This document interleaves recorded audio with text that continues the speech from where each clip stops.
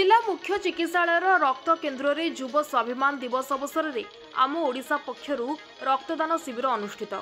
गजपति जिला पारलाखेमुंडी स्थित जिला मुख्य चिकित्सालय परिसर में आज 10टा बेले रक्त केन्द्र रे युव स्वाभिमान दिवस अवसर में आम ओडिशा पक्षर रक्तदान शिविर अनुष्ठित होईछि। पारला पौर परिषद अध्यक्षा निर्मला सेठी और जिला स्वास्थ्य अधिकारी डाक्टर शांतनु कुमार पाढ़ी, जिला बीजेडी सभापति प्रदीप कुमार नायक अतिथि भाव जोगदी कार्यक्रम शुभारंभ करथिबा बेले निजे पौर परिषद अध्यक्षा प्रथमे रक्तदान करथिले। एही अवसर में बहु स्वेच्छासेवी स्वइच्छा निजर रक्तदान करथिबा बेले मोट 14 यूनिट रक्त संग्रह करा जैथिबा जणा पड़िछि। एही परिप्रेक्षी रक्त भंडार खगेश्वर बेहरांक सह अन्य कर्मचारी एवं आमरी ओडिशार सदस्य माने यार परिचालना करथिबा बेले एही कार्यक्रम माध्यम रे लोकंकु रक्तदान करबा पई सचेतन करा जैछि।